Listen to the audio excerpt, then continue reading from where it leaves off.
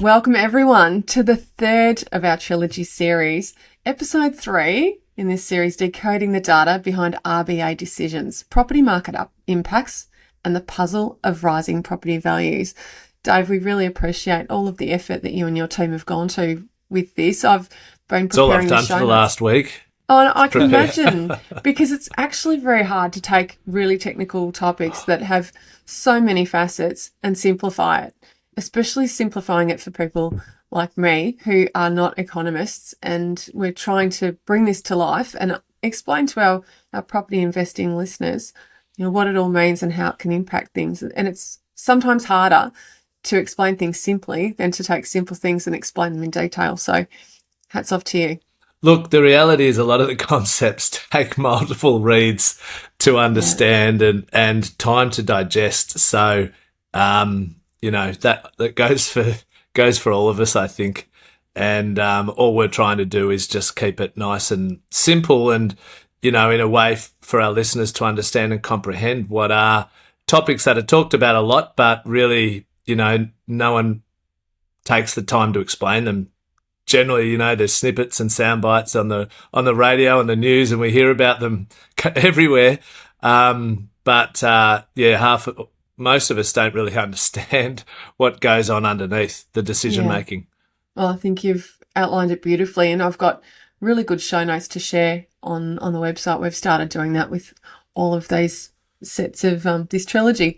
But before we jump into it, we haven't caught up for a little while. We had a little hiatus, didn't we? Yeah. How are you? How was your trip away?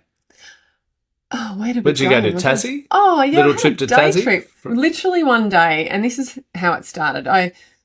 Ian was in a bad mood and I said, what's going on? And he said, that rising damp issue at that house down in West Hobart, blah, blah, blah. I'm sick of all the tradies going out saying there's nothing wrong with it or doing rubbish patch-up jobs and charging us an arm and a leg. I'm going to take my tools down, check them in and go down for a day trip. I said, how long will that take him? He said, look, it's annoying. It's probably only a 90-minute job, but the only flights in are really early in the morning and the only flights out are around 6 o'clock. And I just thought, unreal. So I looked up a few wineries and said to him, do you mind if I come too? So we popped my seat on point. So I was seated in a different part of the aircraft to him, and I stood around taking photos and videos and just, trying to capture the issues with this house. We did solve the issue as well. And it was a basic plumbing issue. So happy. Really? Yeah. Just goes to show, doesn't it? So true. And common just sense. Taking the time. That's right. Yeah. I wonder what these tradies have been looking at. So any plumbers down in West Hobart, if you've been to a little place on Goulburn Street and thought there was nothing wrong, we're very disappointed with you. And then we went to the winery. Invite them all back and Ian can do an education session. I actually took a video of the basic fix and sent it to the property manager, and I think she's a little bit frustrated as well. But then I put up a post looking out over the Derwent, having a nice wine and ordering some lunch, popped it on Facebook, and everyone said, what are you doing down there? Oh, we checked out this property. Yeah, sure. So I then had to put up a picture of us spraying the roof of this house just to prove that, we really were down there for a property fix. But you can't claim your flights these days anyway, so the ATO wouldn't have an issue with me. Yeah. But it was cool. It's not tax deductible anymore. It's sad. I know. Yeah, particularly for a quantity surveyor, I imagine. Yeah. Well, that austerity measure was bundled in with the budget, with the tax change in 2017. Yeah.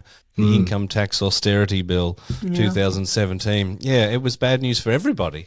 I know. Exotic location properties, there's no longer a point in doing it. Yeah, what's the point of having an investment apartment in the Gold Coast if you can't claim it on tax anymore? Because, it's not really a performing market.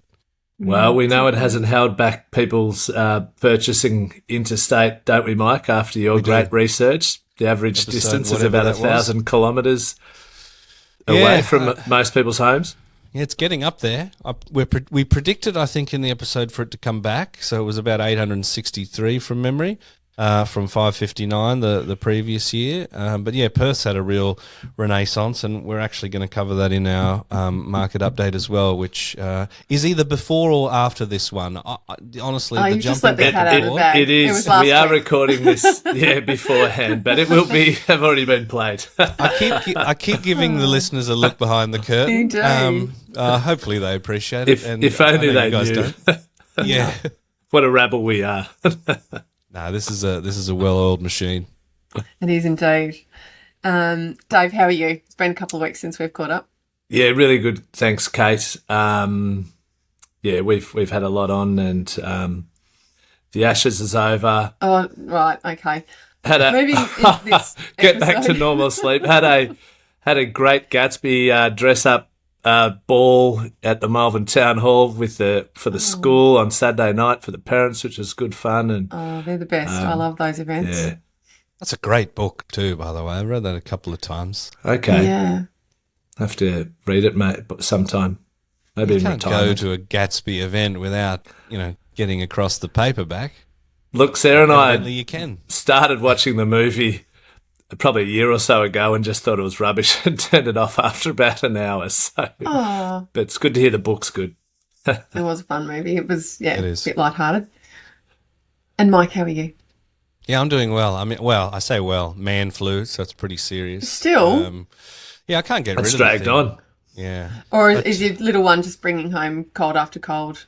Oh, little children are petri dishes Oh, no, of totally. woe, right? Like you send them out to play with their friends or daycare or preschool or whatever, and they just come They're back super as spreaders. biological weapons. How old is your daughter? She is 3. Yeah, it's just about to end. I was just Yeah, they start sick to get through it. every day until Gab turned like 4, and then she's just got a constitution like you can't believe, and we never get sick. It's the best. Yeah, Well, we're I'm looking forward to starting that. to move into that stage. The boys are pretty good now. Annabelle's 4, and she gets the odd thing, but not as much as she used to. Yeah, it's bad when they're little. Okay, well, commiserations. I do remember those days. We're going to All get good. started. So, Dave, I'm starting with you, given that this is your masterpiece. What data does the Reserve Bank monitor when deciding whether rates should be increased? Yeah, so look, they manage it. They monitor quite a few different pieces of data, but the top 5 are household consumption, Yep. the job or employment market,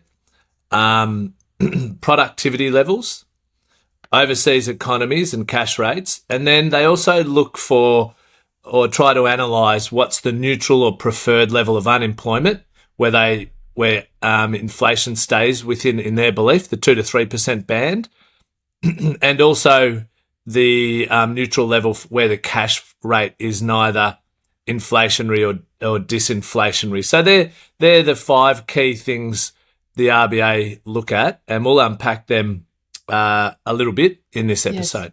Yeah, for sure.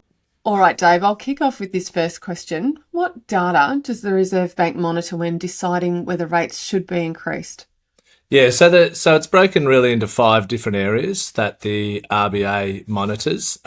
So essentially household consumption, how much are we spending?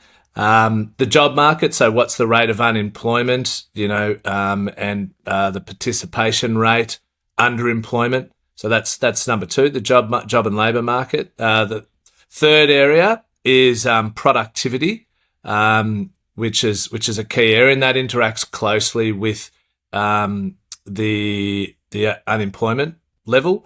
And then overseas economies and what they're doing in particular with the cash rates.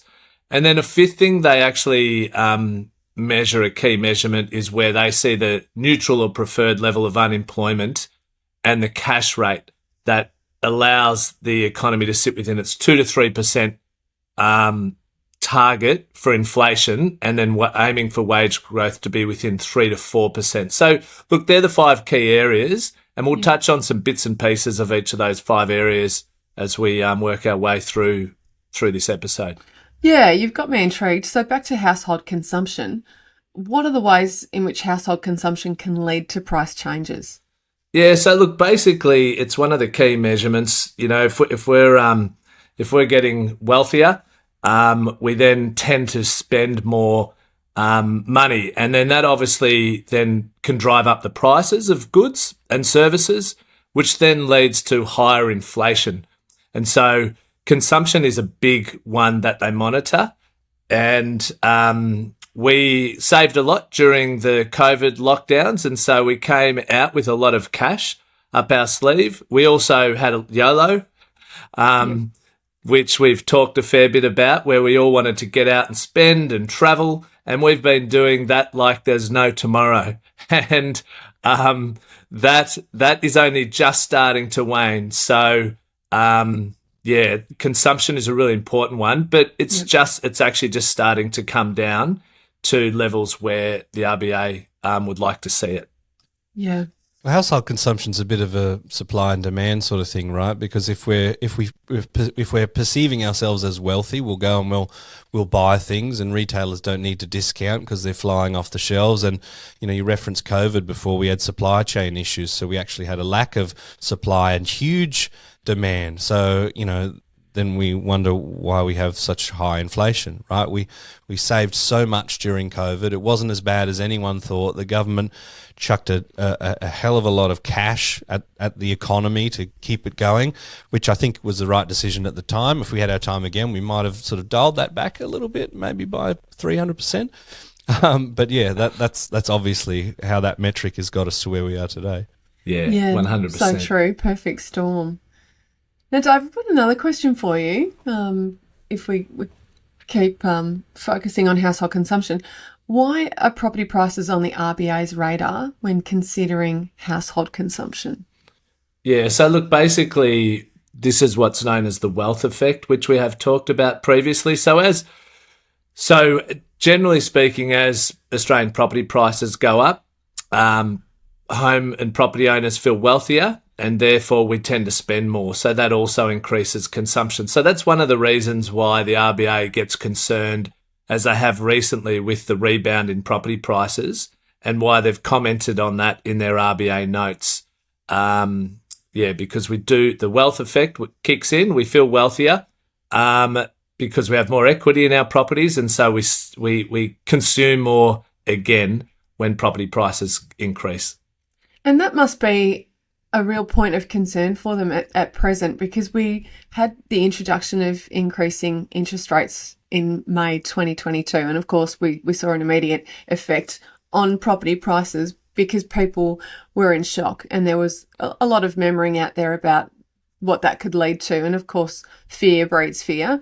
And once we got past that and we started to see property prices again increasing at the start of 2023, this wealth effect again kicks in because people know they've got equity. Some people can access and use their equity, and that's counter to what they've actually intended. And it really does create a bit of a cyclic issue, doesn't it? Yeah, it does. And housing values, if you look at the RBA chart pack, people's homes are a disproportionately high percentage of their household net worth, right? So movements in house prices make a big difference to how wealthy individuals are compared to, say, equities that they might own, which typically is probably only going to be 10 or 20% of their net worth. It's a great point. Yeah, most people's wealth is tied up in property, isn't it? Yeah, very much so. So it has an outsized impact. Yeah, not that I'm any better. Go property. Go property. Of course, we're a property show. What do we expect? Yeah, exactly.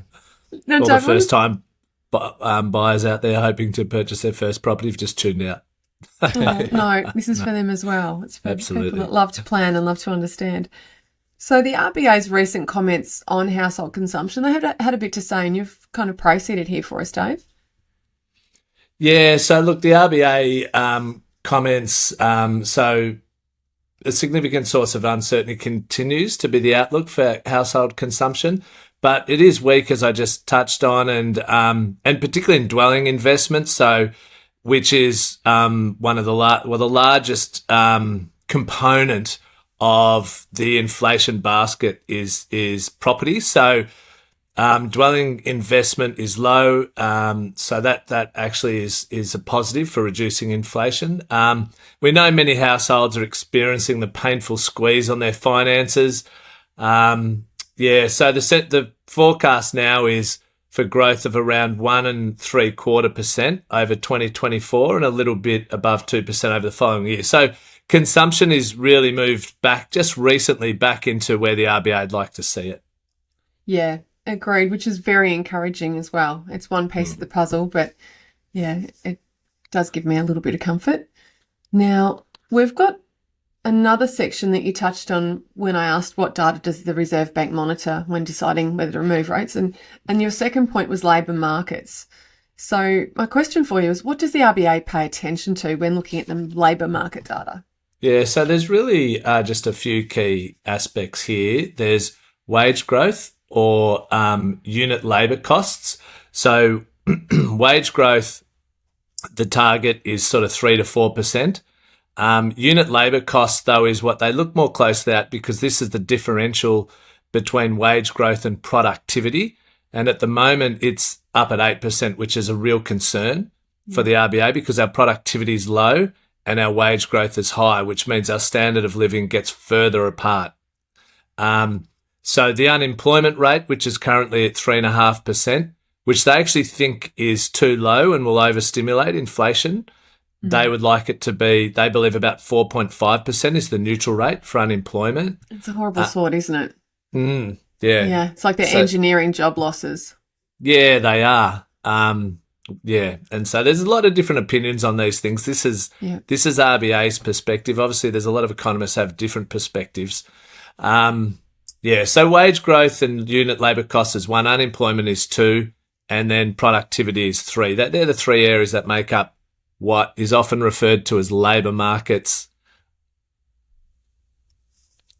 So, and you know, like even the words labour markets, most of us, like even those words, we don't use the word labour when we're talking about working in jobs often in our regular language. So whenever you hear like labour markets, even that times it's hard to comprehend. But at the end of the day, they're talking about the work everyone's doing and jobs. Yeah, of course. So what's the significance of wage growth? So basically, the significance of wage growth is, firstly, the goal is for it to be at 3 to 4% in terms of the RBA, in the RBA's mind. Now, obviously, the more our wages grow, the more we spend. Okay, so they want inflation to be 2 to 3%. And then if productivity is 1%, okay, we're getting 1% better at our jobs each year, then we actually can earn more than the cost of goods grows, which means our standard of living increases. That's basically it in really simple terms. So again, I'll just say that again. So if wage growth, they want that to be higher than inflation. So we're earning more than how much the cost of goods and services is increasing. Our spending power is increasing. But we have to get a little bit better at our jobs as a nation each year for us to maintain that's basically how those 3 things interact. And if we sort of tie them all together, we've got very, very low unemployment, we've got low productivity, and we've actually got wages growth a little bit high, which we're trying to sort of moderate because it's actually feeding into inflation, which is already too high. Yeah, exactly. And so that's becoming a little bit of a concern, wage growth at the moment. The spiral. It's the Keep hearing dreaded about the wage growth spiral. Yeah. Again, all these people that are human capital or the labour market, they're like, wage growth spiral. Yeah, I'll have some of that. Yeah, I'll have some of that. Just horrible words. Like I said, bedside manner doesn't exist for economists. And the tricky thing is, you know, inflation not too long ago was 9%. I mean, if we extrapolate out what inflation's been for the last quarter, it's actually down to about 3.25%, 3.5% now. If we extrapolate the last quarter. So do you base what wages you want your wages to grow at based on what inflation was 6 months ago or where it is now? And so there are these types of, you know, basically discussions going on between employers and employees and unions. Well, I bought a beer for $11.50, so I know that something is wrong somewhere. Go to a fancy pub, that's what's wrong. Just go to happy hour and get a Carlton like everyone else. I think that's Hamilton. Oh, Carlton, yeah. Maybe they're a great football team, but that's not a brew that I covet. Bloody hell. I walked into that. It's the only Okay. time you have a Carlton is when you're at the footy. Right. Okay, Dave, question for you. Yeah. Why does the RBA set a higher target for wage growth than for inflation? Yeah. So look, I've just sort of touched You on did touch on it. that. So just what does that benefit? It enhances our living standards if Yep. wage growth is greater than inflation. It reduces income inequality, which is really important. It stimulates aggregate demand, so it means the economy keeps growing because we're earning more than the price of the cost of goods and services is growing. And it improves our labour market conditions because, you know, there's better qualified workers. We attract better workers from overseas or into, you know, the companies that are performing better than other companies. You know, so all these things are part of that puzzle. Yeah, for sure. And just on a side note, Productivity Commission recommendations, they're relevant to this conversation.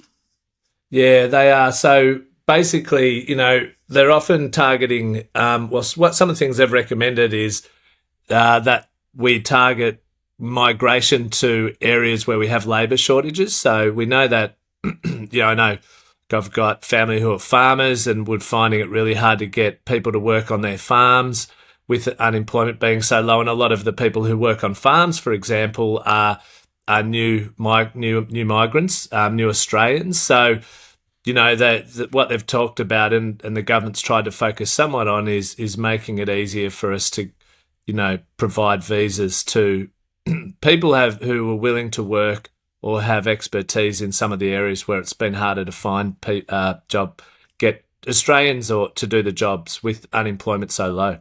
We've had some really unusual kind of get a visa style programs in Australia. Like one of the obvious ones was the investment visa. So, you know, that could be investing in a business, but it also could have been purchasing, say, an apartment. And we saw, you know, xenophobes love to talk about this, but we saw, you know, an increase in overseas investment in Australia for properties that were, I think the threshold was $2 million or something like that. That doesn't sort of, I guess, you know, that might inflate the value of the property market. It might create more investment in the country, but it doesn't seem like it's going to increase productivity, right? So we do need the people that are going to do that sort of more manual labour style stuff, which tends to be migrants or, you know, backpackers. We saw those disappear during COVID and no one could get their apples and their oranges picked at the orchards. Yeah. But then, you know, this is a country of migrants. You know, we're a multicultural nation, and without that migration, we would still be, you know, a European backwater, right? So we really need to encourage people that are specialists and experts. You know, that's why we covet the engineers and, dare I say, quantity surveyors. There's a few POMs that have come over. You know, we're clever people. I love it. So back to wages growth. Dave, how has it been doing in recent history? Yeah, so a little bit of a history lesson on wage growth. Look, over the last 25 years, it's averaged about 3.07%. Okay, and inflation has averaged in the twos. So our standard of living has been rising for those 25 years. And so in the 1990s, it was 3.1%, the 2000s, 3.7%. It has been falling away somewhat. So 2010s, 2.7%. Our average wage growth in 2020's 2.3%. But as of the March quarter, it was back up at 3.7%. So that's in the 3 to 4% area, but they don't really want it to get to above 4% because that's where it starts becoming inflationary and can become a concern. And the chart doesn't look like it's about to turn around, to be honest. It doesn't. So it's rising pretty rapidly, yeah. It's probably the main one on the horizon now that's concerning the RBA with rates. Yeah. So why is the RBA fearful of wage price spirals? So basically the journey of what occurs is you get a rising demand for higher wages because inflation's, you know, the cost of things is going up like it has been. But this also then, so that starts to happen, which has started to happen in the last 6 to 9 months, as we just touched on. But inflation has been coming down quite a bit. The problem now is that the people, then the production costs, so the cost to run a business goes up. So then the prices of goods and services continues to rise. because they're paying higher salaries, then this reinforces inflation expectations, which then becomes a feedback loop that wages keep getting higher, so the costs of goods and services keep getting higher. And this is what happened the last time inflation got out of control. So we're we're probably at not quite the tipping point in this space, but we need to balance it because inflation has, particularly for goods, has come down. But there is a bit of a concern with the rate wages are rising now as it pushes up towards 4%. Yeah, absolutely agreed. And how does unit labour costs fit into the picture? So, as I touched on earlier, essentially this is probably the key measurement that the RBA looks at. And so it's essentially the difference between how much salaries are growing by, but then also what is productivity increasing by. Now, in the recent measurements, productivity has been at its lowest level since the 1980s. So that's 40 odd years. Actually, it was at minus 4.5%. So there's different opinions on why that is. And it just could be a bit of a blip and not that accurate, but it means the unit labour costs, if wages are rising at 3.7, productivity is getting worse by 4.5. That's a unit labour cost of 8%. And that's higher. So that's the cost for that of the increased cost for businesses is jumping at 8% to run their businesses as it pertains to salaries and then the output of their staff or government. And this is higher than it is in the US and the UK at the moment. So this is one of the key watch areas because many of the other components that are going to ensure the RBA doesn't raise rates any further are coming back into the levels where they'd like them to be. Now, Dave, if I might just be able to jump in here, I defer to your expertise in this. Please don't.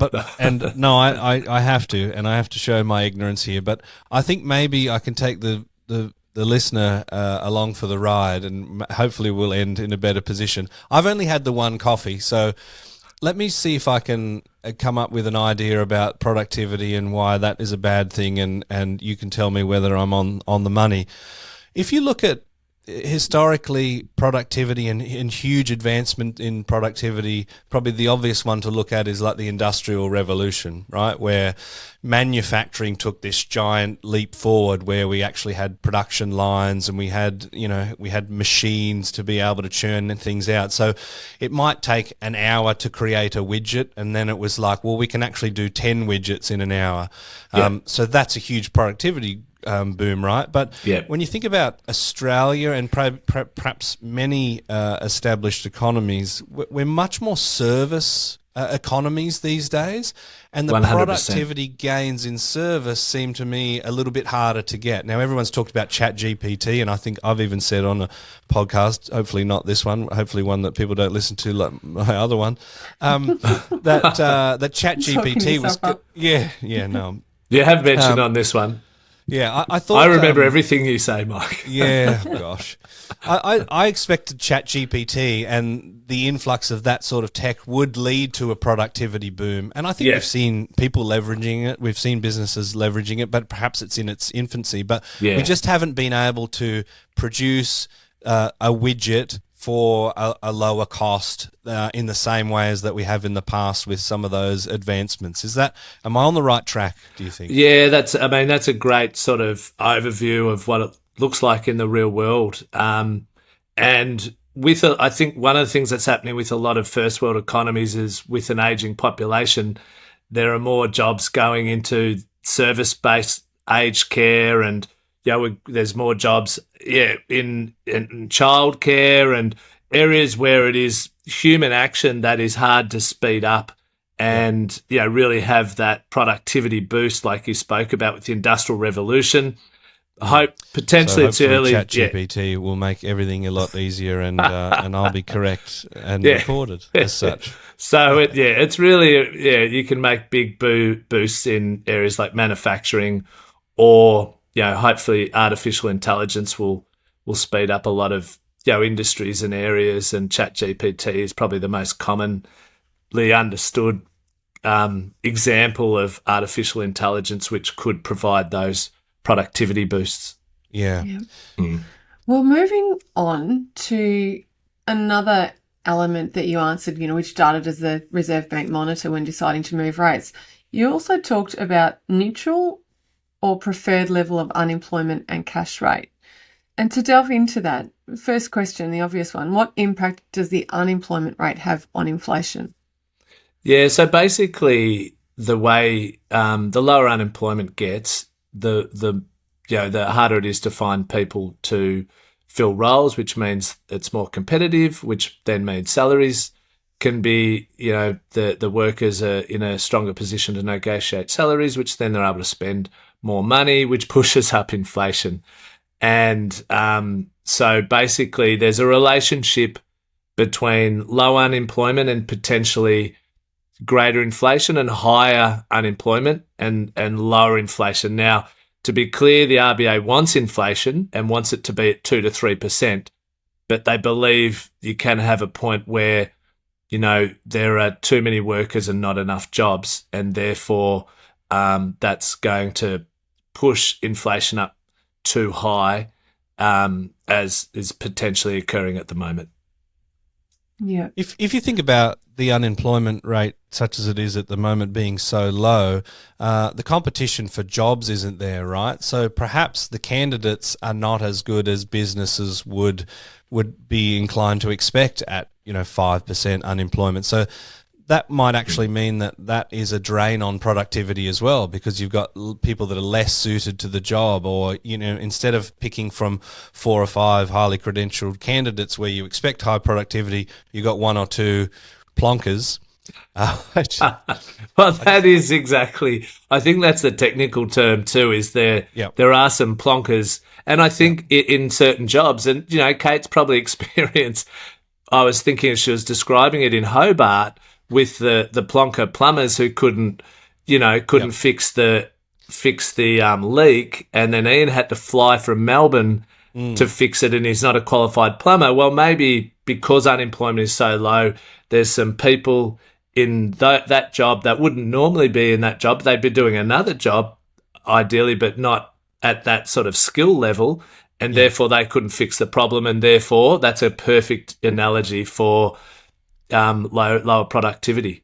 I just wanted to throw in the word plonkers because I haven't had any hate mail since saying Melton was terrible. Well, I don't like speaking down about trades, and I know so many good plumbers, but the plumbers that went to our place, they weren't good plumbers. I reckon plonkers about right.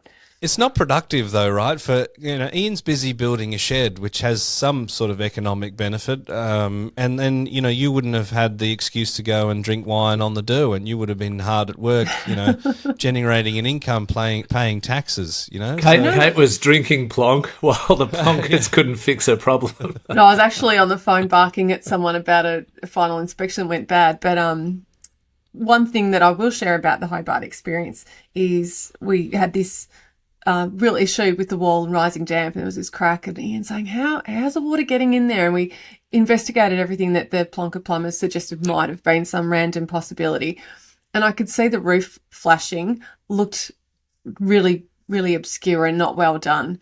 And so I said to Ian, before we throw our hands in the air and get another plumber here, why don't we have a look at what happens during periods of high rainfall? Because there's been a fair bit of rain in the last few months. Anyway, I found a garden hose and turned it on spray function and just blasted the roof for about 3 or 4 minutes. And then we could see the guttering and the flashing failing, and where the water was ingressing down the wall was exactly where the issue is. So I was quite proud of myself. Great problem solving, Cate. Yeah. That's very good. Well done. I didn't have a boy look, I had a mum look. We're promoting you to... so you actually solved the problem. That's what I've taken me, and from Ian did give me credit. That's why he took me out to a nice winery. Anyway. So look, that leads into the concept of what's known in economic speak as the NAIRU, which is actually a large, clunky acronym, which is the non-accelerating inflationary rate of unemployment. And basically, it's the level where they believe unemployment doesn't increase inflation but doesn't reduce it. And so, as we've touched on, currently the unemployment rate is 3.5%. They believe it's 4.5%. And so they, in essence, are trying to manufacture 1% of the current workers losing their jobs as part of what's taking place to bring down inflation. Yeah. No, I agree. And that would be roughly 140,000 people. I don't know why, but I expected you to say that in like an FM radio voice, the non-accelerating inflation rate of unemployment. Yeah. I need to do media training like you have, Mike. Yeah, I reckon. Yeah, I got mine from a Wheaties box. I don't really. I do admire your voice. Thanks, Dave. Okay, Every time I listen to it. Step into the bromance here. Bring it back to the show. We've also heard about there being a neutral cash rate. What is this and where is the cash rate right now? Yeah, so look, similarly to the NAIRU for unemployment, and they believe it's 4.5%, they believe there's a neutral cash rate, which is the ideal cash rate. So currently it's 4.1%. Now, again, sometimes you can think the RBA are possibly just, throwing darts at a dartboard with a blindfold on. So in October 2022, they thought the neutral rate was 2.5%. And now their latest modelling suggests it might be 3.8%. And we are at 4.1% for some perspective there. So potentially and really to bring inflation down, have a negative impact, you need to go past raise rates beyond the neutral rate. So, there's a perspective there that we've gone past the neutral rate of 3.8% based on some RBA modelling, up at 4.1. But the question is, do we need to go higher to get it back to where it should be in terms of inflation before then rates start coming back down?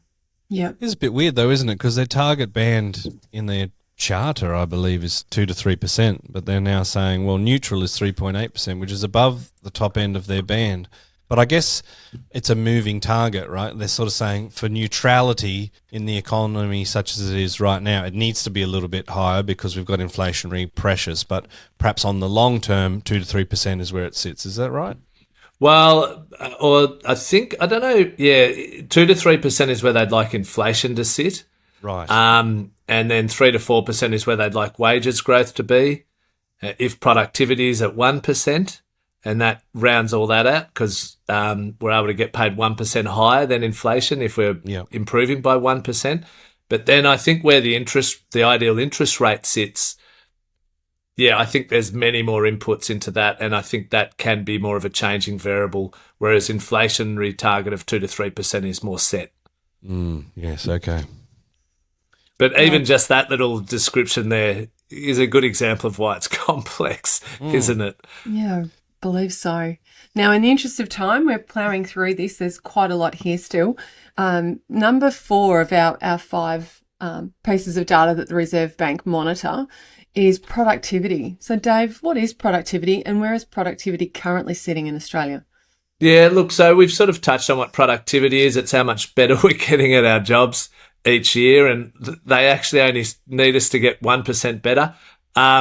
So in for a bit of a history of productivity in Australia, 1995 to 1999, it grew up 3%.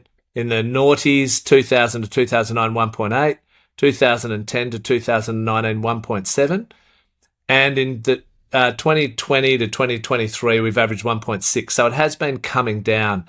The latest quarterly figures have been minus 4.6, which sounds really bad. So hopefully that is distorted by something, because that would be a real concern if it remained that low. But it's been sort of our long-term productivity growth is the key driver of our living standards. So we do need to keep getting better at how effectively we do everything we do. And that allows us to be relatively wealthier inside of Australia, but then also in comparison to the rest of the world. So it is a really, really important aspect of what allows us to live the lives we live. Yeah, absolutely. And just to recap why we want high productivity growth, obviously higher wages, lower prices, higher profit, and stronger economic growth. Yeah. Um, And now, it's an international consideration too, right? Because at the end of the day, we can produce more things more cheaply, so that increases our net international demand. So it's not just a domestic thing; it's bloody important. And I'm looking for someone to blame at that negative 4.6. I'm looking to you, Canberra. I don't know. Yeah. well, on the flip side of that, what does low productivity cause? Well, we're living through some of it. I mean, if we do have low productivity, it'll cause greater rate rises. It causes stagnant economic output, which again reduces our standard of living. It causes wage stagnation, so we get paid less. It means there's limited innovation and technological process because they are one of the key things that drives productivity. It reduces competitiveness. So a competitive marketplace, we're competing with every other country in the world for resources and for highly skilled people and to increase our standard of living. So, and then it decreases our investment in human capital. At the end of the day, our ability to upskill, educate, bring in the best of other countries' workers or unskilled workers to come and do some of the jobs that we potentially don't want to do. So, lower productivity has serious impacts on a society or a nation. Yeah. And what could be causing Australia's productivity problem? Deeper question, but very relevant. Yeah. Look, some of the opinions are the pandemic interruptions from the clogged supply chains, that's also impacted the labour shortages, and also delayed business investment because we're all locked down for so long. We may not have business may not have invested as much as they normally would have. Is one of the key factors. Yeah. Also, the ultra low rate of unemployment at 3.5% is a likely contributor. As we just talked about, it can mean people are doing jobs that they're potentially not skilled enough to be doing yet, aka the plonker plumbers. And it can also be that businesses are bloated and there's an argument that they've never carried more staff, and same with governments, as Mike just alluded to. Internationally,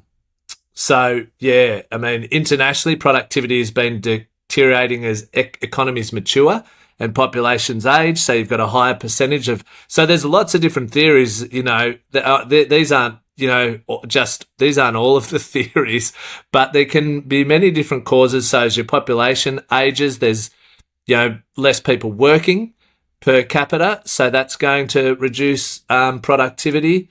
So as Mike touched on, gains in labour-intensive services are harder to deliver compared to manufacturing or where technology can be used to speed things up. There are a number of the things that can be impacting productivity. Yeah, well, delving into this, we recently had the Oz Productivity Commission's recommendations for reform just in March this year, and there are some really key recommendations that they've made. Could I get you to just quickly give us an overview of those 7? Yeah, look, a lot of them actually go back down to our foundations and schools. So schooling and education, our kids' education. So improving schools' capacity to provide educational foundations for the future workforce. I think part of that is that obviously with so many jobs needing to have a level of tech understanding into it, so that the change we're going through with, you hear the phrase occasionally, education revolution. So needing to develop those skills into our kids and then into university and tertiary learning. So enable innovative schooling approaches for improved learning outcomes, growing access to tertiary education, supporting this idea of a culture of lifelong learning for an agile workforce because of technology moving so rapidly.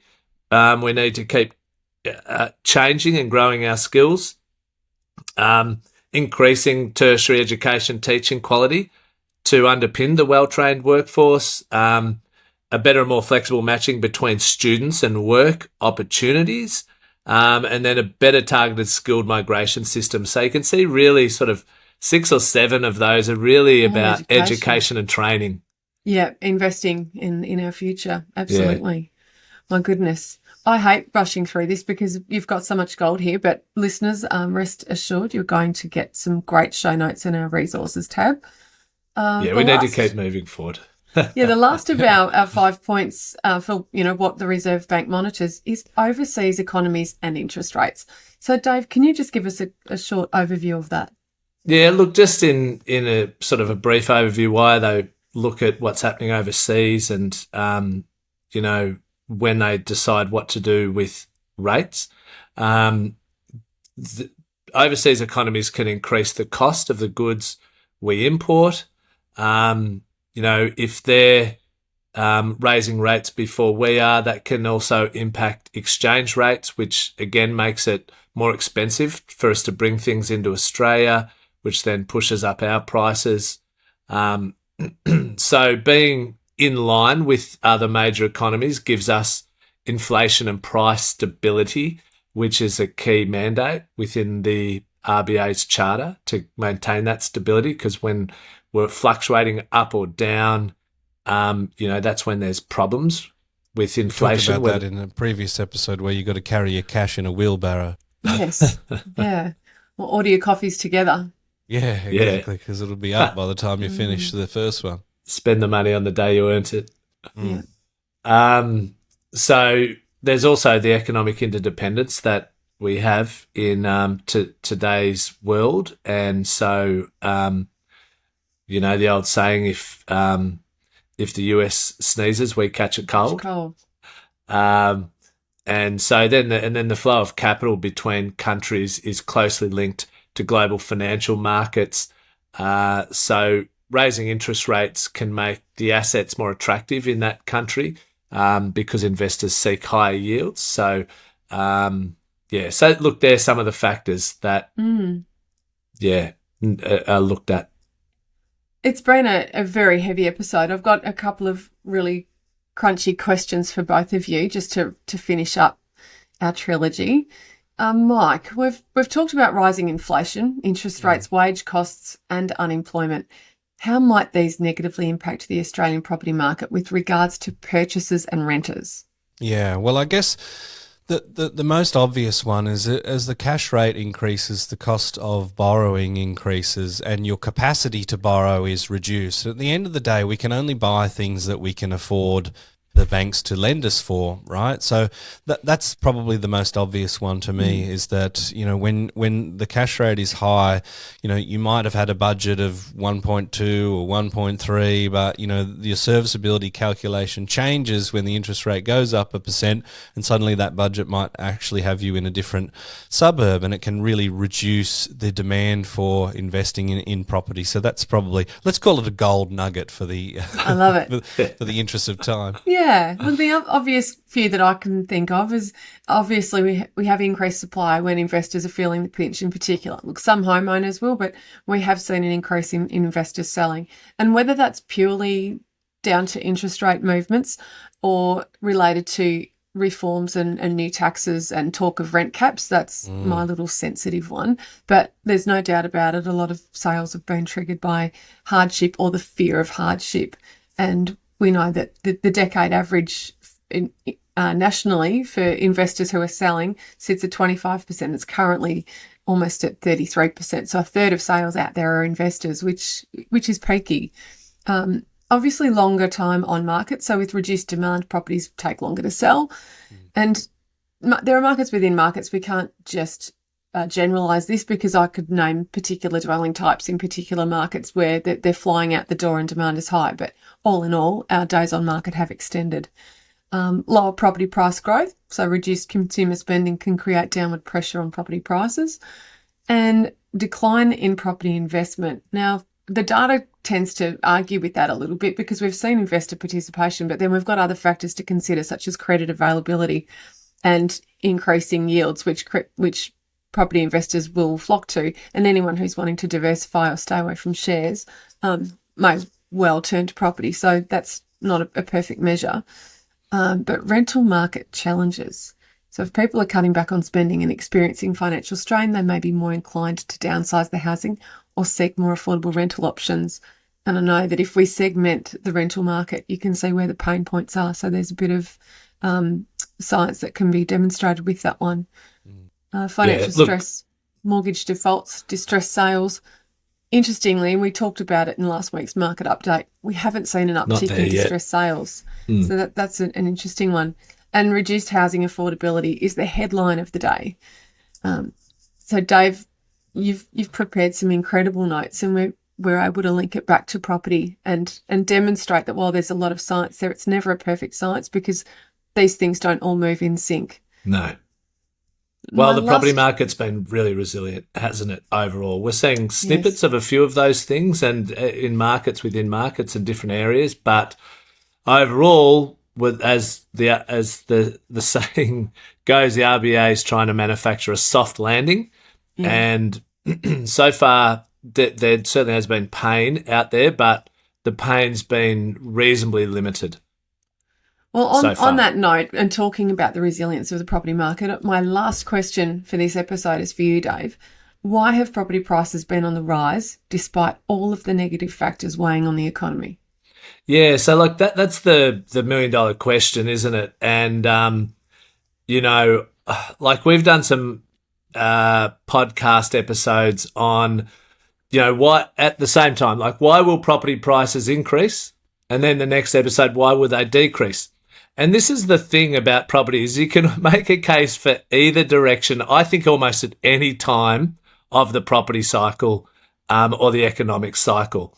And we also did an episode where we actually saw mostly what has happened to property prices when rates have risen historically, and property prices had mostly risen. Now, it's going to be interesting through this little period because people will just sum it up as this 15-month period of rates going up. And I haven't had a look, but during this first rate rise to the last one, property prices might have overall gone up. They might have just slightly gone backwards, you know. So even though there was a run of prices going down, there's then been a run of prices going up, and that's been at the tail end of the interest rates rising, hasn't it? So you know, there are real anomalies in here, and people, you know, sometimes make these really black and white statements. Rates go up, property prices go down. But that's proven again not to be the case, hasn't it? So why, you know, what are some of the things what behaviour has changed that's caused the prices to keep going up? Even when the rates have been at their highest end is when they've started to move up. So low listing levels. People have held off selling. So that means there's been much less supply. A lack of supply of new properties because of the extra costs and the lack of uncertainty in the economy. Developers haven't been building new properties because they felt like it hasn't been profitable. So again, supply has been reduced. We're having higher wage growth. We've just spoken about that. So, you know, at some point, the wage growth overall is going to outstrip the rate increases, and people can start to afford the same level even with higher interest rates, the same borrowing capacity, even with higher interest rates. So we're now having record. Just calling you, Dave. Yeah. we now have record migration coming out of COVID. So there's more demand for property, and there's more people coming in who have money to spend. So that's fifth point. We had the biggest saving buffers on record in history up our sleeve coming into this. So there's a sixth reason. We had some of the highest property growth on record coming into this period. So there's a seventh reason of why property prices have been really resilient and then been rising. We've had record rental growth. Okay, so there's an eighth reason. So that's offsetting some of the rate rises. And keep in mind, rental growth had underperformed for a decade. So it's just playing catch up, which isn't talked about often enough. And then finally, interest rate rises have a lag effect. and people often think they can take 1 to 2 years. So maybe, there's still the full impact to play out. But so there's 9 reasons why prices have gone up with a bit of context around them. I was just going to say supply, so well done, Dave. Take a listen to our weekly market update. If you've got an interstate property, do a little bit of a search and a scout around for good plumbers before you just take your property manager's word for it. Now it's time for us to go mining for our gold nugget property tip of the day. My gold nugget is, look, I think prices are starting to stabilise, and the trend is your friend. We've seen 2 months of slower property value growth, so I think that's likely to continue. A plateau of property price growth. But even if they start to plateau, what's around the corner that could turn that around again, particularly for the doomsdayers or the people who get overly worried on price falls? Rates are likely to stabilise and then potentially fall in 2024. The wage growth is still rolling through due to multi-year wage hike deals. We've still got record migration, record rental growth, a low supply of rentals, and a lack of supply of new properties. So, I think just be careful if prices start to plateau for a period. The doomsdayers will start coming out. The headlines will start coming out. Just be wary. If you've listened to our, how many episodes have we done now? I can't remember, but what is it? 219. 219 episodes. Hopefully you see a bit of a history and of that story that, they can fall, but they tend not to fall too far or for too long. Economics is complicated. There's a reason why it's a degree, and so a reason why some of them get paid ridiculous salaries for being wrong all the time. And there's a reason why they're wrong all the time is because it's quite complex and there's moving parts. But if you're a property investor, and let's say you actually hate this episode, you're like, I don't care about this. This is all economics. This is nerdy act stuff. You do actually have to have an appreciation for what's happening with the cash rate, what the RBA is looking at, all of these things that Dave has so eloquently gone across today. You don't necessarily have to be subscribing to the RBA newsletter or downloading their chart pack. Just come to thepropertytrio.com.au. Is that our domain? Oh, Dave's just loving it. Nicely done, guys. I look forward to seeing you next week. Cheers. See you next week, guys.